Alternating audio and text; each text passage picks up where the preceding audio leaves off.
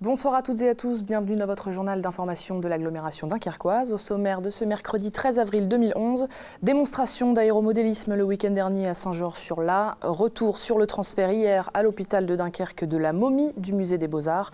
Et puis nous parlerons du futur projet de cœur d'agglomération de Dunkerque et des fouilles préventives effectuées dans ce cadre avec Stéphane Panier, chargé de mission pour la communauté urbaine de Dunkerque pour les grands projets. Bonsoir, merci d'être avec nous. Bonsoir. En juin 2006, la communauté urbaine de Dunkerque, la ville de Dunkerque et la Chambre de commerce et d'industrie ont décidé de renforcer le cœur d'agglomération dunkerquois. L'objectif, renforcer l'attractivité de ce cœur d'agglomération d'ici 2020. Pour cela, il faut effectuer des travaux, mais avant que les opérations commencent, il faut faire des diagnostics archéologiques préventifs. Alors Stéphane Panier, vous êtes chargé de mission à la communauté urbaine de Dunkerque pour les grands projets. Vous supervisez toutes ces opérations. Elles sont réalisées concrètement par l'INRAP, l'Institut national de recherche archéologique préventive. Donc plusieurs diagnostics sur différents sites sont nécessaires. Quand est-ce qu'ont commencé les premiers ?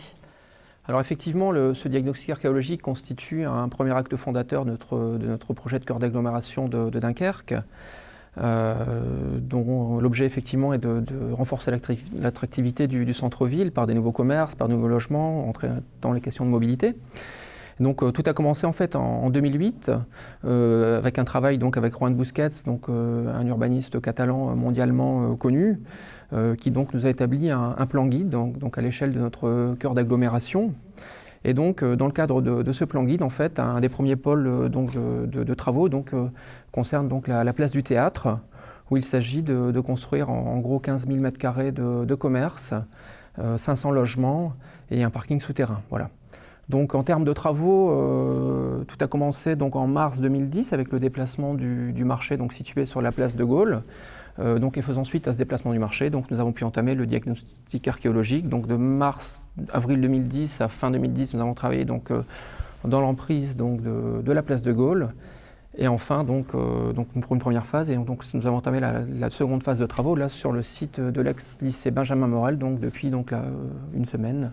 Voilà, donc ça, il a lieu en ce moment. Voilà, à quoi servent ces diagnostics archéologiques? Ils sont obligatoires? C'est obligatoire pour la ville de Dunkerque de les faire? Alors déjà, l'objectif de l'archéologie, en fait, en tant que tel, c'est de mieux connaître et écrire l'histoire de la cité en apportant des éclairages sur des éléments particuliers. Alors, pour ce faire, en fait, généralement, quand on réalise des travaux, dans le cas du permis de construire, en fait, les services du préfet, de la DRAC, la Direction régionale de l'archéologie, des affaires culturelles, est saisie. Et donc, en fonction du site et de l'intérêt historique de ce futur site de travaux, la DRAC décide ou non de prescrire un diagnostic archéologique sur le futur chantier. Et donc, ça se passe en deux temps. Donc, il y a une première phase de diagnostic, réalisée par l'INRAP, Institut national de recherche en archéologie préventive. Et donc c'est l'INRAP en fait qui vérifie si effectivement, conformément aux archives de la ville, si effectivement il y a bien des éléments intéressants, des vestiges intéressants conformément aux archives et aussi leur état de conservation. Donc ça c'est un premier point. Donc un diagnostic, et donc en fonction de ce diagnostic, la DRAC va ensuite statuer si effectivement il y a lieu de prescrire ou non des fouilles dans un deuxième temps. Voilà, d'accord. Qu'est-ce que vous espérez trouver sur ce site? Qu'est-ce qu'il pourrait y avoir sur le site de l'ancien lycée Benjamin Morel? Alors là, en l'occurrence, sur Benjamin Morel, on est en dehors de l'emprise de la cité médiévale, puisque autant sur la place de Gaulle, on était à l'intérieur des fameux remparts bourguignons, et donc sur la place de Gaulle, on avait l'espoir, enfin en tout cas on a trouvé des traces d'une vie au X-XIe siècle, on a trouvé des traces de la vie médiévale avec l'ancien château de Robert de Cassel en particulier.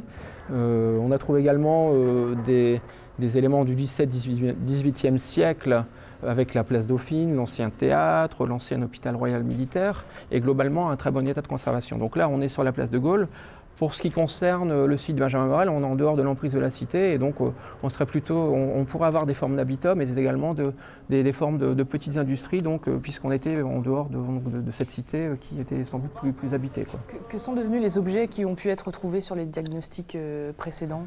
Alors pour l'instant, ils sont propriété de l'État, et donc c'est seulement à l'issue du diagnostic et des éventuelles fouilles que ces objets reviendront à la collectivité. Charge à nous ensuite de voir de quelle manière on peut exploiter ces éléments dans le cadre du programme culturel ou des bâtiments culturels de la ville. D'accord. Et très rapidement, pour finir, qu'est-ce qu'on va pouvoir trouver alors dans ce nouveau cœur d'agglomération? Qu'est-ce qui va être construit concrètement? Alors concrètement, donc, je le disais, donc place du Théâtre, on est sur environ 500 logements et 15 000 m² de commerce. On a deux pôles principaux donc, de travaux. On a dans un premier temps la place du Théâtre, la place de Gaulle, et ensuite un deuxième pôle qui viendra à moyen terme, qui sera plus tourné autour de la gare de Dunkerque. Hein. Et autour de ça également, bon, il y a toutes les questions relatives à la mobilité qui seront traitées, avec des parkings relais en périphérie de ville, donc avec des nouveaux modes de mobilité. Hein. Et quelques éléments un peu plus ciblés, comme par exemple le secteur de la place Salengro, sur lequel aujourd'hui nous travaillons en concertation avec la population, donc pour bâtir un nouveau bâtiment donc, au cœur de la place Salengro, et donc refaire l'ensemble des aménagements publics donc, autour de cette place Salengro et de cette rue Renarc, traditionnellement appelée rue de la Soif. Des grands projets, alors on suivra ça de très près. Merci beaucoup, Monsieur Panier, d'être venu nous parler de ça. Merci.